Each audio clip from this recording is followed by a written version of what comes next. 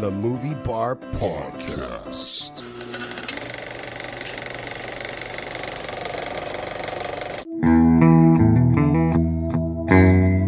Now it's time for the feature presentation. Enjoy the show.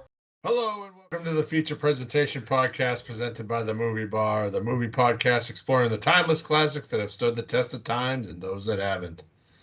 Let's start the show. I am your host, John, and I'm here and joined by my former best friend. Love you. I'm Justin. Oh, this week we're discussing, it's a movie, The Butterfly Effect, which is celebrating its 20th anniversary.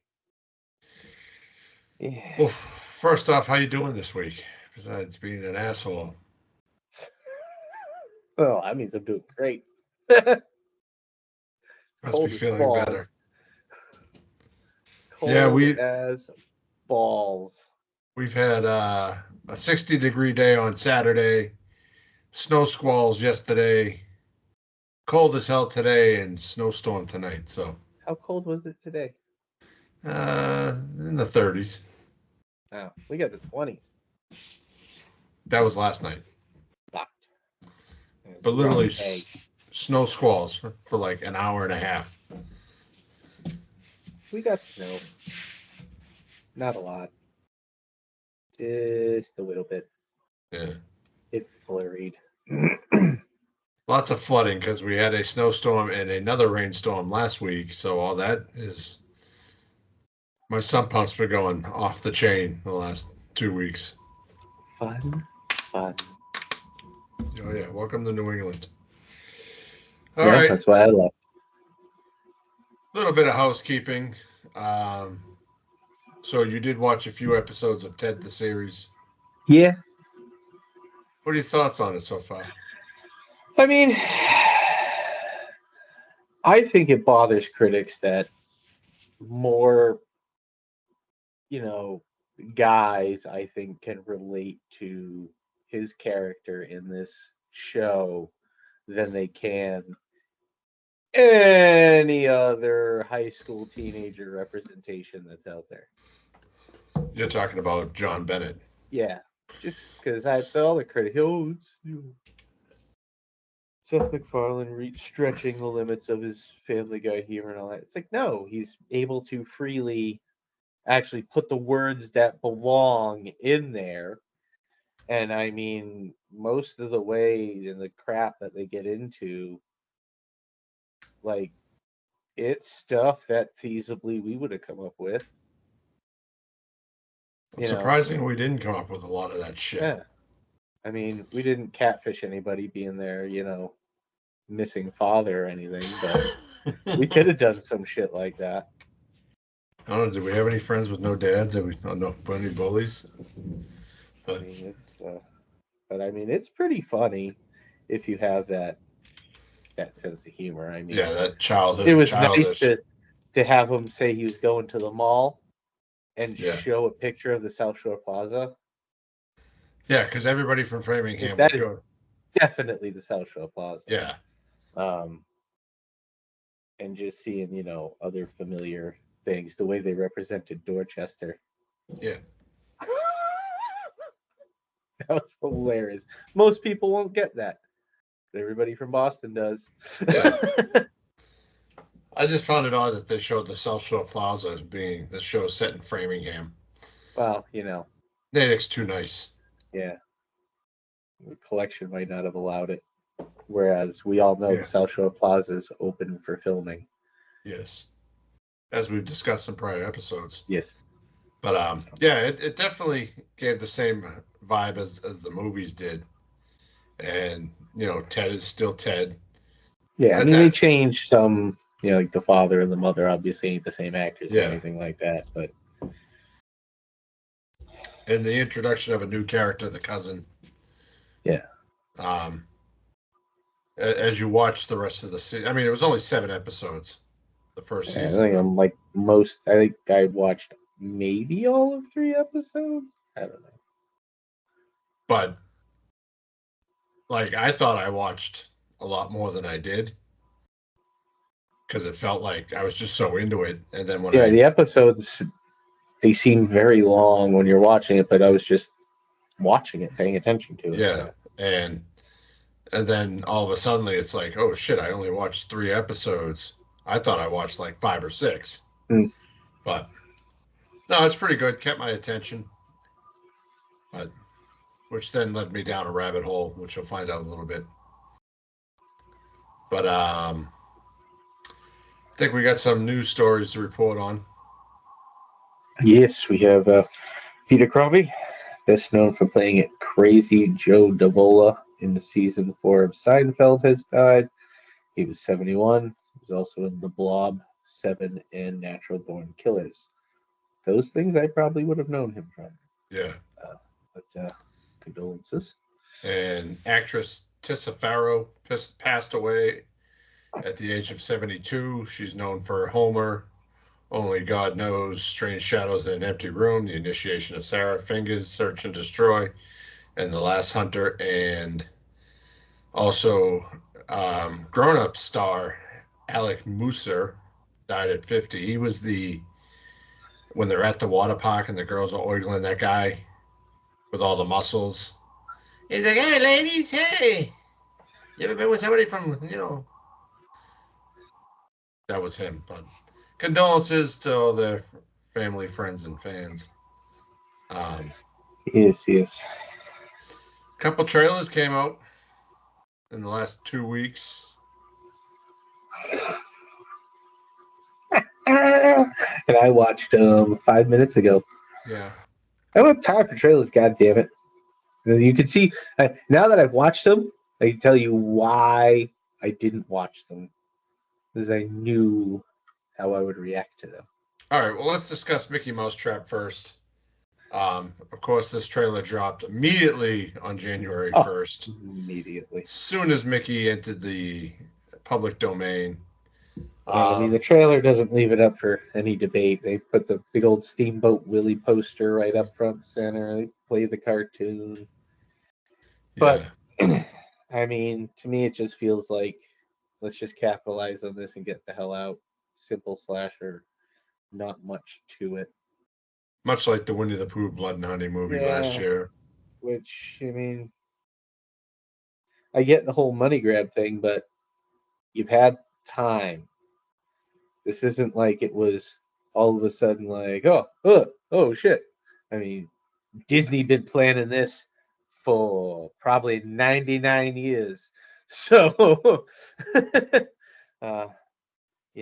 it just feels like maybe they should have put a little bit more effort into it. I don't know. But I guess, budgets are budgets, but yeah. Typical campy horror movie. Bunch of teenagers saying tropes and all that shit. Mm-hmm. But it's getting a theatrical release on March 24th of this year, so I might go check it out. I won't. If you're lucky, I'll watch it if we cover it.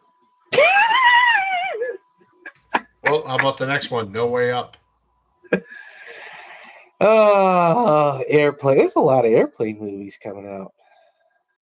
Yeah. So this one, we got some people on a flight, and they suck some birds into the engine, and airplane goes down, and somehow magically they're trapped way down on the ocean floor in an airplane. Scientifically, I don't know if it makes the most sense in the world. As someone who just watched the trailer, it doesn't really seem to interest me at all.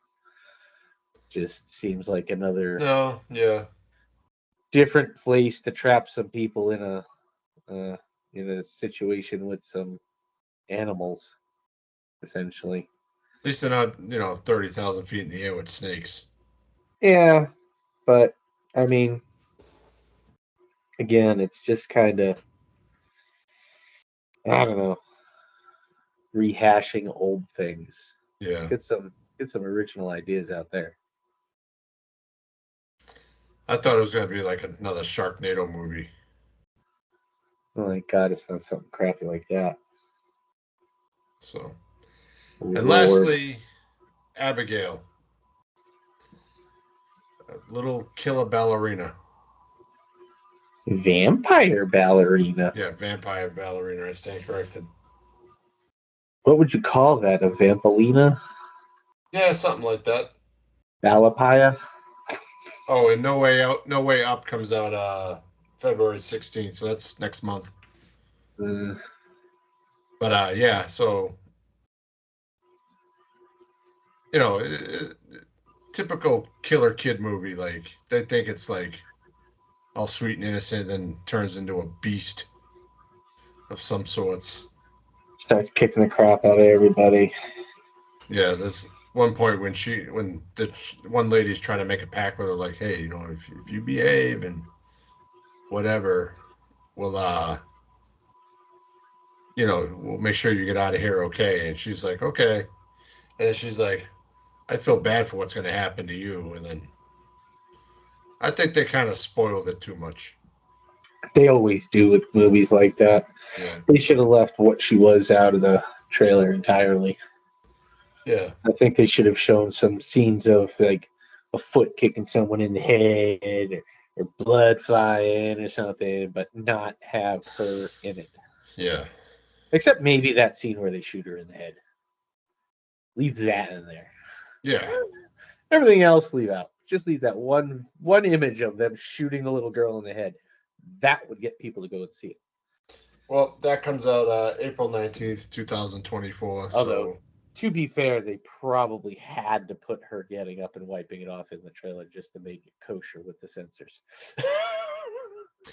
yeah, I don't think you just go around shooting kids nowadays. No, they do. They frown on stuff like that. So, Maybe. all right. What have you watched this week? Oh, did I watch anything? Let's see. I almost didn't, but I watched the Butterfly Effect today. One job. That's all you have to do is watch a fucking movie and talk about it. That's all I ask. I almost didn't have time. Shut your mouth. It's a 2-hour movie, man. I did watch UHF. Oh, Part of okay. it, not the whole thing. It was on in the background. And Ted. The show, Okay. not the movie. Well, I've had some free time. So this is going to be a bit. I can't remember if I watched it last week before the episode or not. I think I might have, but Wolf of Wall Street. Yeah. I don't remember these things. Then I watched Clerks 1, 2, and 3.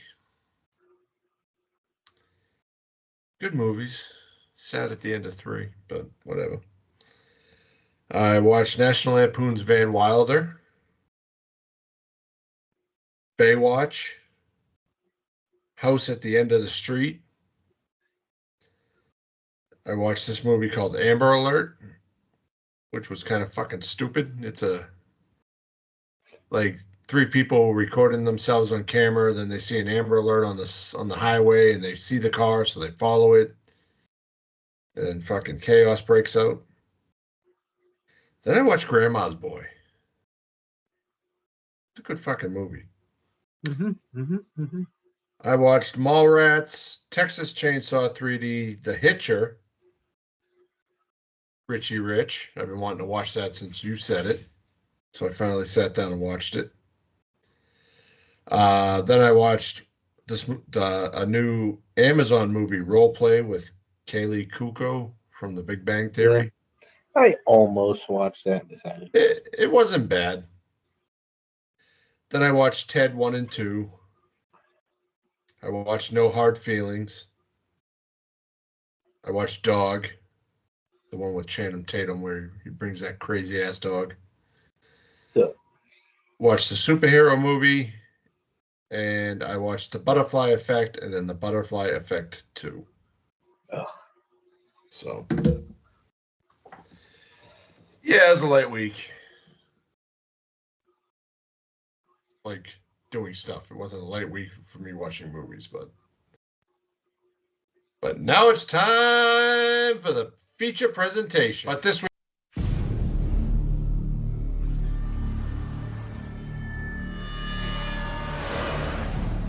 Remember when we were kids and I used to have those blackouts?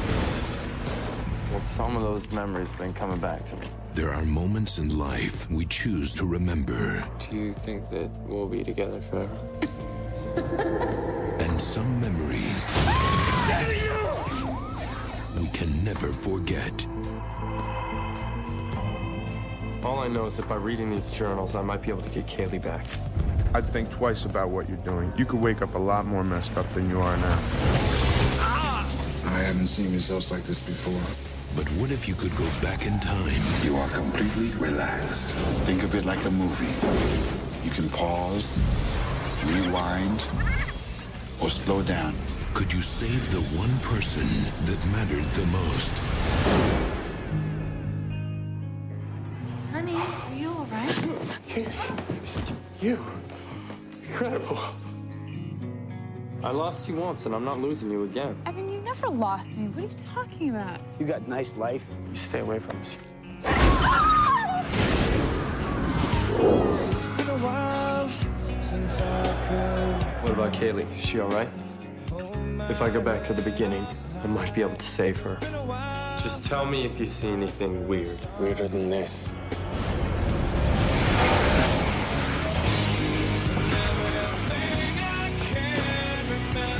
Kaylee, that you were happy once with me. Why don't you go back and save me? How are you doing this? You wouldn't believe me if I told you. You can't change who people are without destroying who they were. Every time I try to go back in time and help someone, everything just goes wrong. Oh my God, what did we do? You can't play God.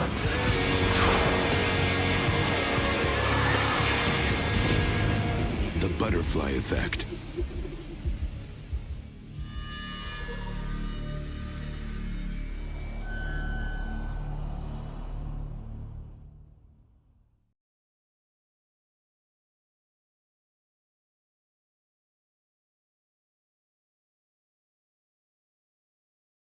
But this week we are covering The Butterfly Effect, which was directed by J. Mackie Gruber and Eric Brees.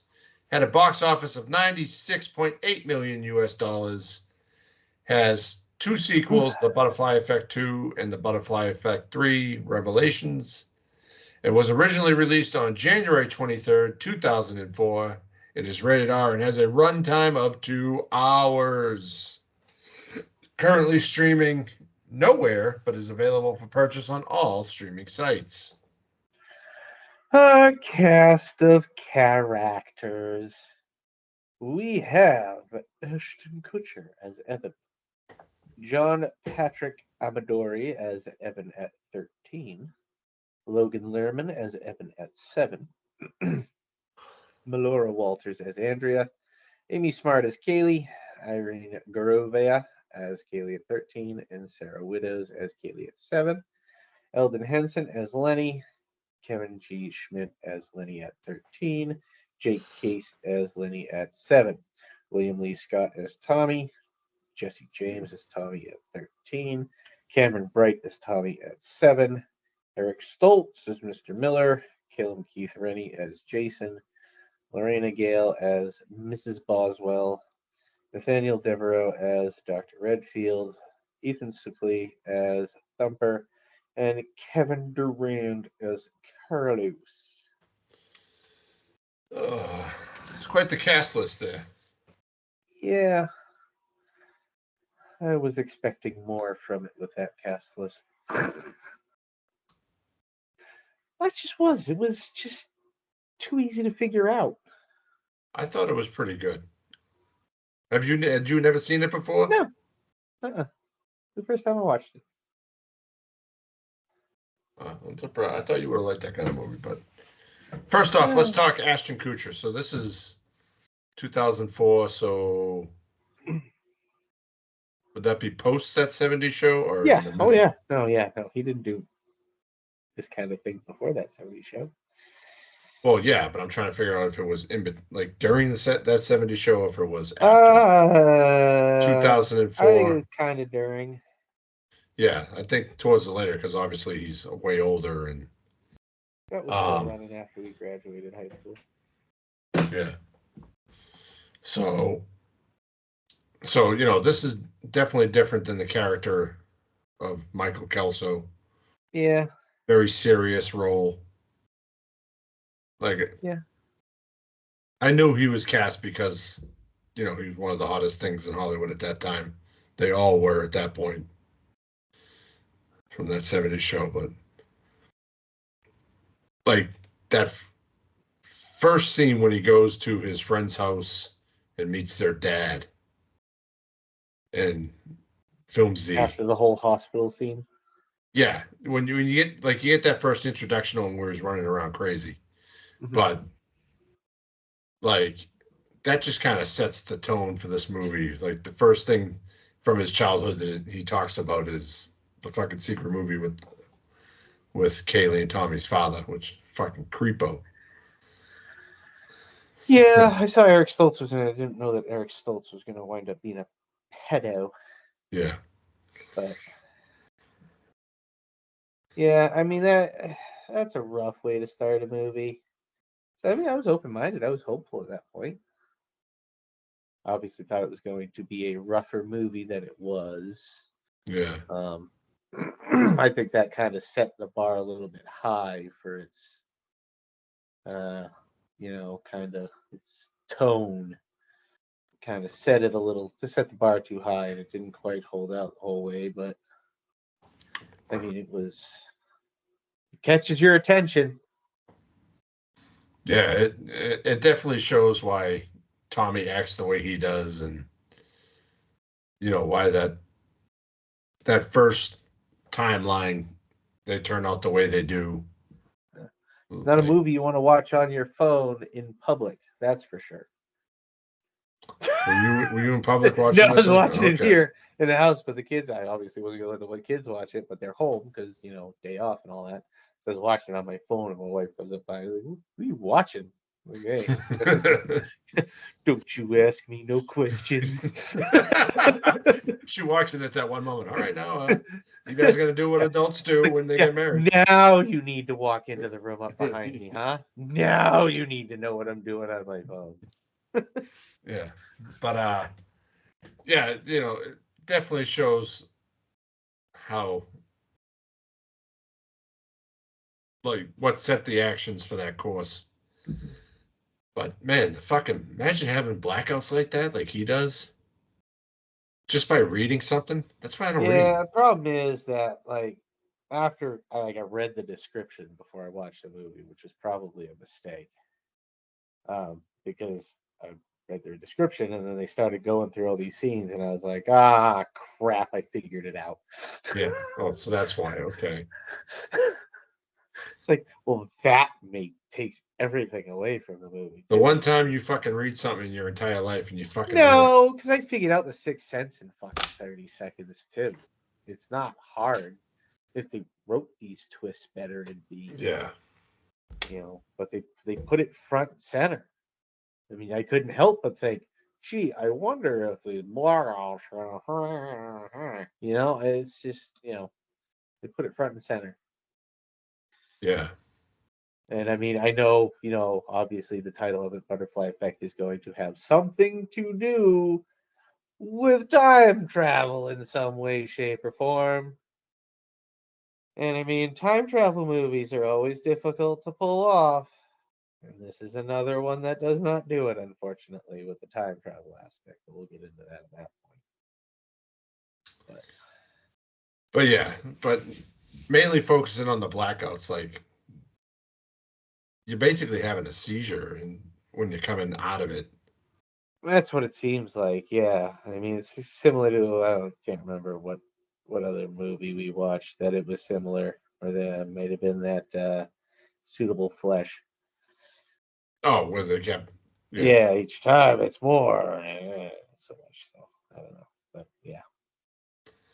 But I mean, like, that's a problem with this movie too. is that they start a lot of seemingly really important plot points. Like they keep going to his doctor and he's got all these scans and it's getting worse. But they never say anything about it after a certain point.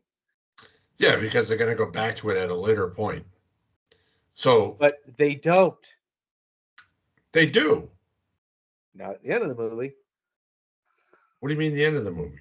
The end of the movie, it's just he's his brain's getting worse. It's still getting worse, and he's talking about how he packed 40 years of memory, blah blah blah blah blah blah blah. And after that, boom, that was it. No, that wasn't it. Yeah. What more do they say about it? They don't specifically go back to what his condition is. They go. No, I know, but keep going. But he finds the only way to solve all these problems because every time he goes back, something either bad happens. But but his brain is still fucked up, and they don't deal with it. He can go back and fix it again, but every time he does that, his brain fixes all the memories, and the brain on the body that he's living in at the time is fucked up. Yes, okay. But they I get what you're do saying not now. deal with it. They do not conclude that. He just thinks he fixes it by getting rid of her. Yeah. And it's, nope, I'm good.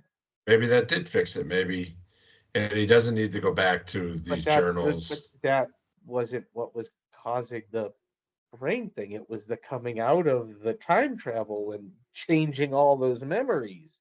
Yeah. Those memories are all still now changed.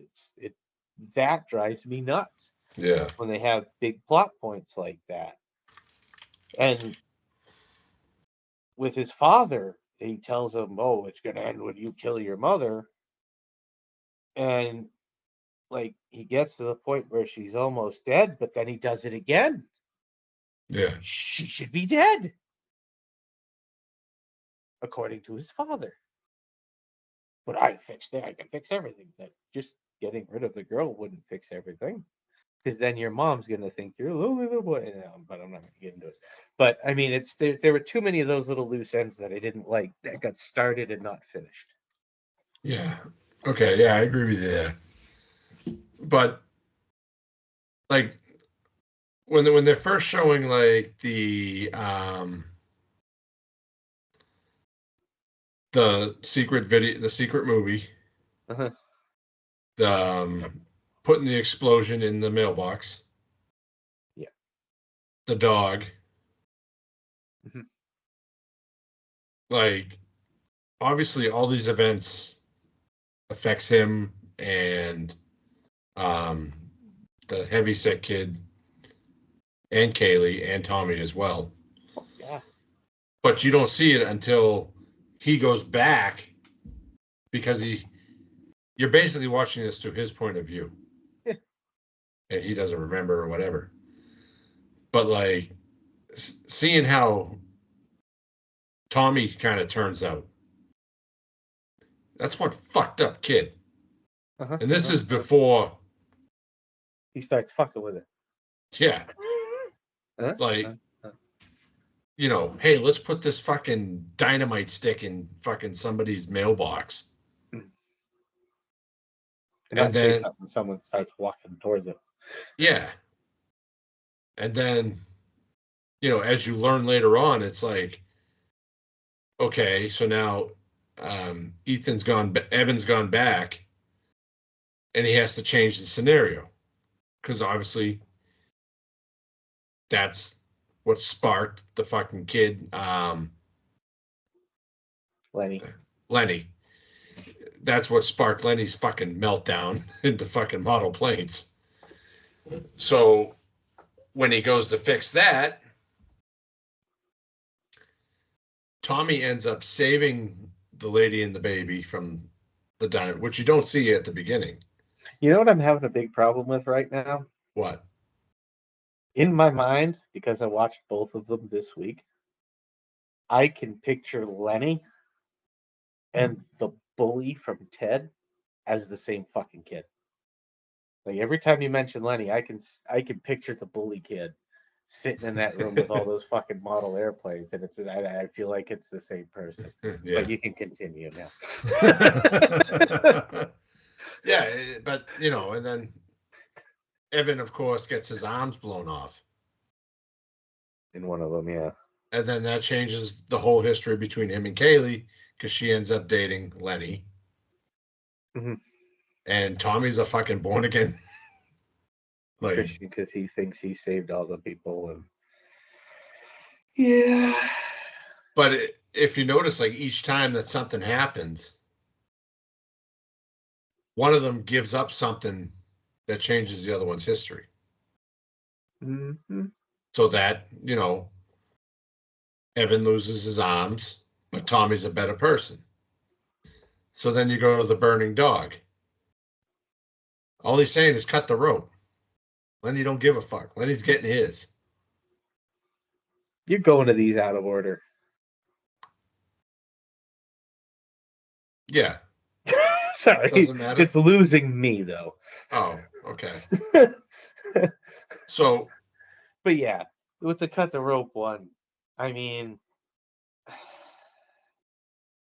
my issue with this part of the story is when he does see Lenny in the bed there, and then he says, "This should be you. You knew something big was gonna happen." Yeah. He didn't tell you to stab Tommy. He had no idea that you were gonna decide to kill somebody. Yeah. It should not be him in that bed. He gave you that to save the dog. Yeah. And the dog was still in the sack, when upon initial, and then, they changed it by him, whatever. But you can't twist that to make it, you should be the one in this bed right now. No, motherfucker. You fucking killed him. Sorry. Well, I mean, that's my rant on that one. When you're walking up to that scenario, you see smoke, you don't know what the fuck is going on, and the guy you're just walking with comes up to you and goes, "Okay, we need something sharp. Here, cut the rope." I'd be like, the fuck? Like, is that code for something? No, because obviously they know Tommy's a fucking psychopath at this point. Yeah, but because what we didn't talk about was when they were at the movie theaters. Now, Lenny wasn't there, but Evan and Kaylee, they share a kiss, and Tommy starts beelining it to him, going, "What are you doing?" And some kid's like, "Buying popcorn," and trips him.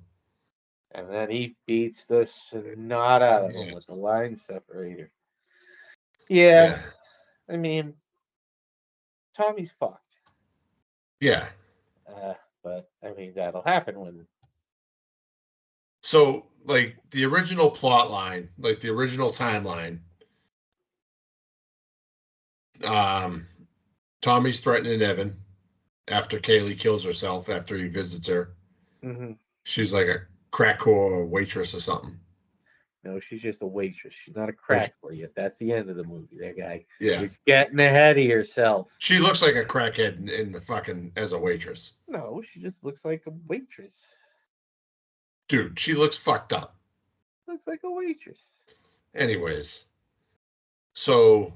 It's dark. What the fuck do you want from the poor lady? Evan's at college studying psychology and memory and all that. Everybody knows him. He's roommates with Thumper, who's a big humper. And it's funny because Ethan Suplee was actually in the movie Dog that came out 2019. He's lost a lot of weight. Yeah. But so then he goes back, does this secret movie scene where he threatens Kaylee and Tommy's father. Fuck bag.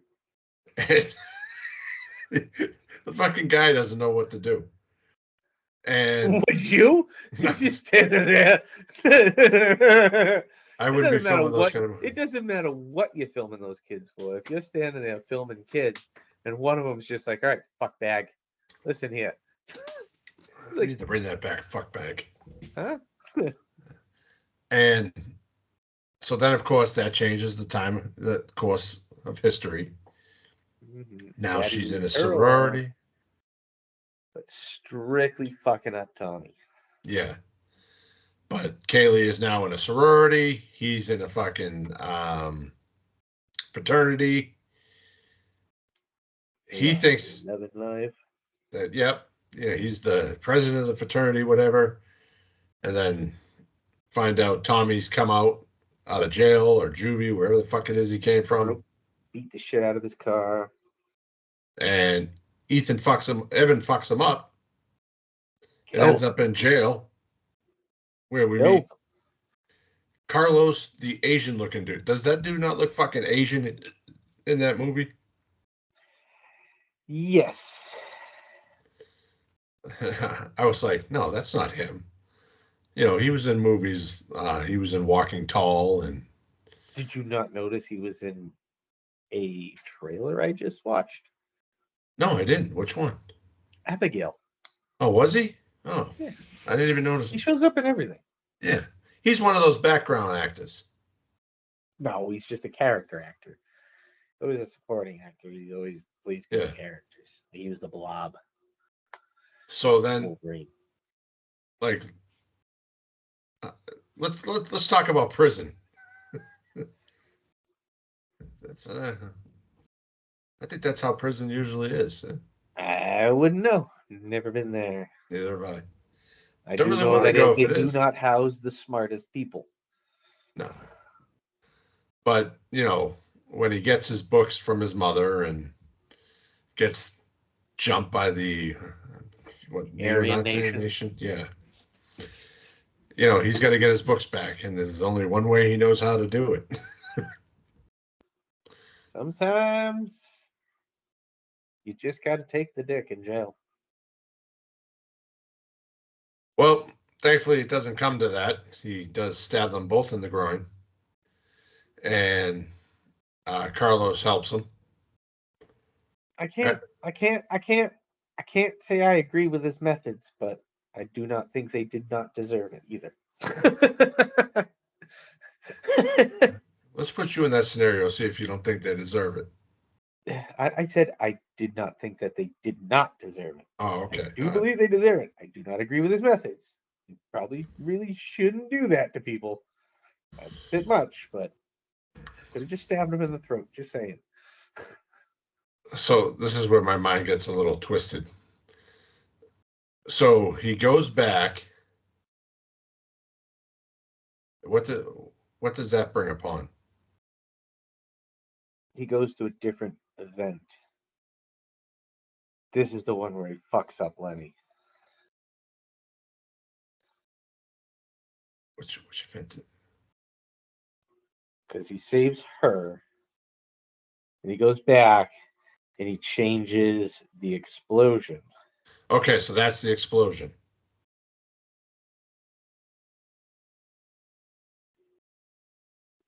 Is that where we find out about the explosion? I should have written down while I was watching it, but anyways. Yeah. So what did he do that caused Kaylee to become a prostitute? That was towards the end. Mm-hmm. That was the time he went back. I think he must have done something that took Tommy out of the equation. I don't really remember. Was that when he got? That was after what's his face? Lenny killed Tommy. Yeah, okay. That was after Lenny killed Tommy. So, you know, I think everything happens for a reason. You don't fuck with shit. Don't go back in time. Well, and here's a big part of my problem with a lot of this is in time travel in movies is I get that they show memories coming and memories going, But if the memories are coming and the memories are erasing, he shouldn't be able to remember those memories. Yeah. And if time travel is what brought him back to those moments, it's one of those he'd remember it type dealios. You know what I mean? Like, I get, well, we have him blackout and all that stuff, but like, there'd come a point where he'd know. You know what I mean? Yeah. It's kind of hard to. It's time travel. You can't fuck up. Can't fuck up shit like that. It doesn't work. Yeah. So when we catch up from where the movie starts, when he's rushing through the halls of the psych clinic and goes into the doctor's office and he's watching a home video of the day he met Kaylee, which brings him back. And, at one point throughout the movie, she said, I only stayed because of you.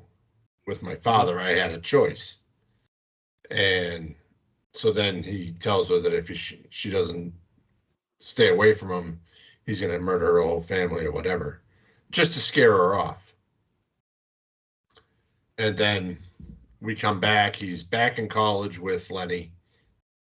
And everything's okay. Lenny's not fucking crazy. He decides, that's it. I'm done going back in time. Burns the books. So then we go, I think it's 7 years later. He's walking down the street. So they actually filmed 4 different endings for this movie.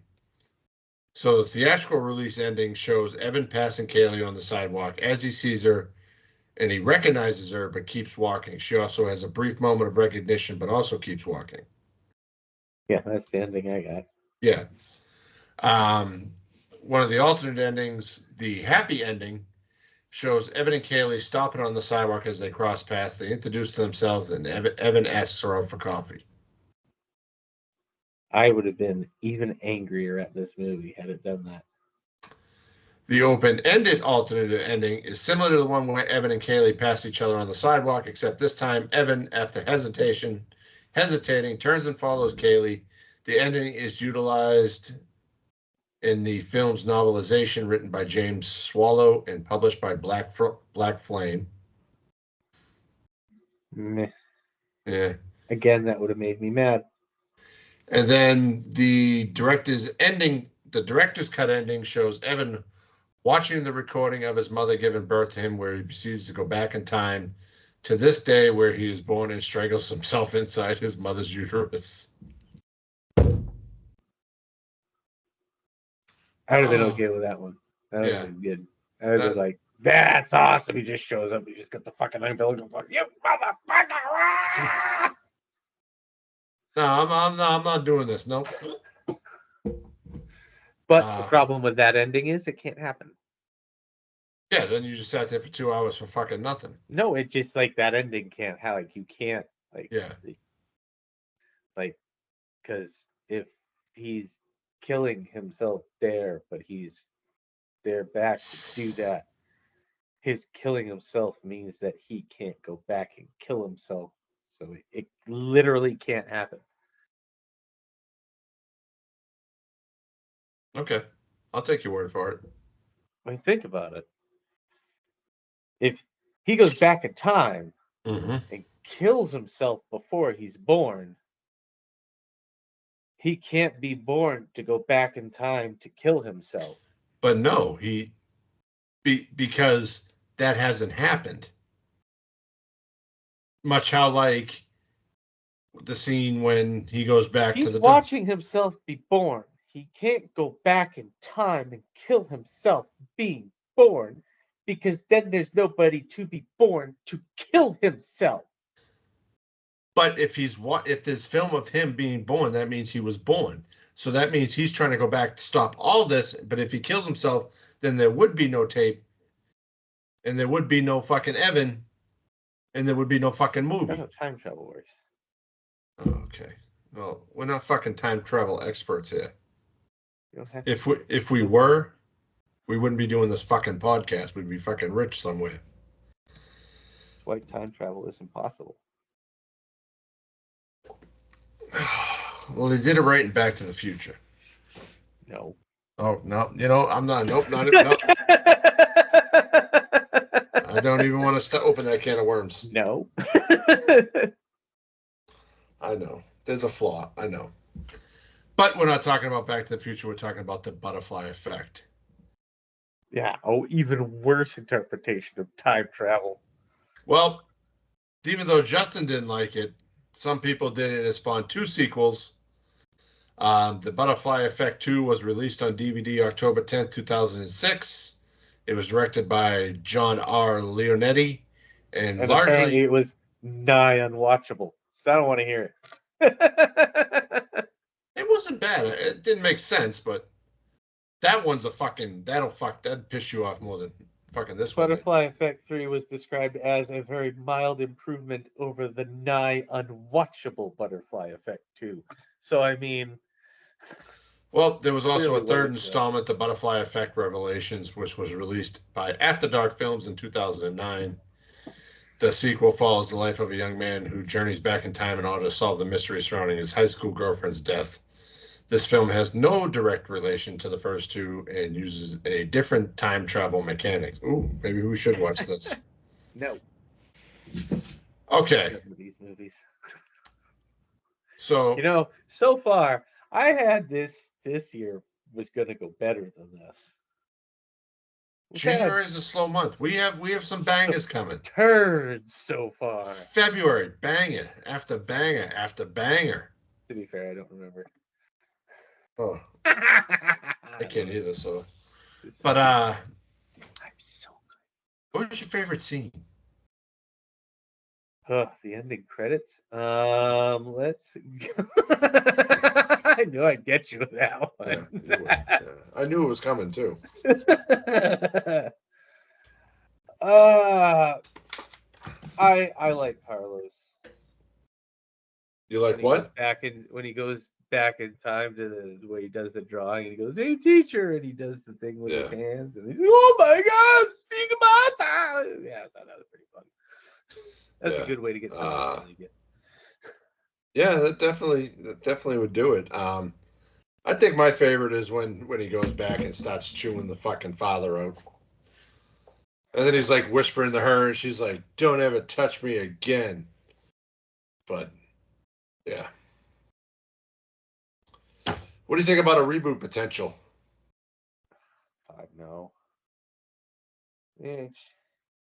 I mean, if they could come up with a better way to do the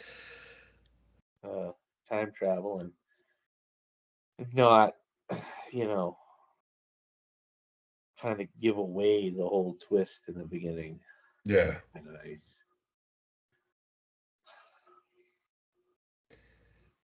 Well, what would have made this movie better for you?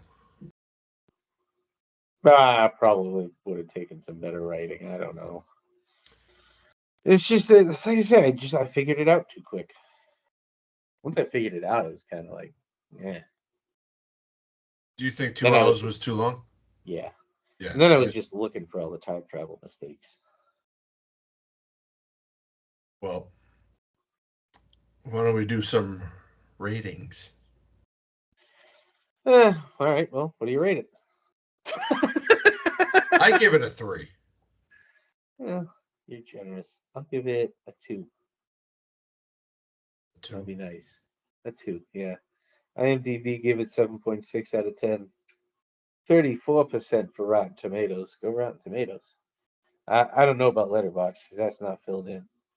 But next week we will be covering. Hold on, Letterboxd is 3.4. That's a little high. 3.4 out of 5. Next week we will be covering the anniversary of Along Came Polly, starring Ben Stiller, Jennifer Aniston. Which is the 20th anniversary of that movie, too. Good news is I've seen that one before, so I know it's not a complete steaming pile of crap. I mean, come on. Look at February. The Burbs, Blank Check, Bill and Ted's Excellent Adventure, 50 First Dates, And then we got Police Academy, Spinal Tap, Children of the Corn, The Ref. We got some bangers coming up. We'll redeem ourselves. There you go. There's our schedule for the next fucking month and a half. Woo! Well, that's a wrap, folks. Thanks for joining us today. That's weird. Before we go, find us on iTunes, Spotify, Amazon Podcasts, and most places you listen to your podcasts. And don't forget to follow us on social media. Stay up to date on future episodes and join the conversation. You can find us on Twitter/X at the Movie Bar Pod, and on Instagram at Movie Bar Podcast, and on YouTube and TikTok at the Movie Bar Pod, and at the Movie Bar Podcast on Facebook. Tag us, share your favorite movie moments, and suggest films you'd love for us to cover next. Have a film suggestion? Or just want to say hello? Drop us an email at themoviebar@outlook.com.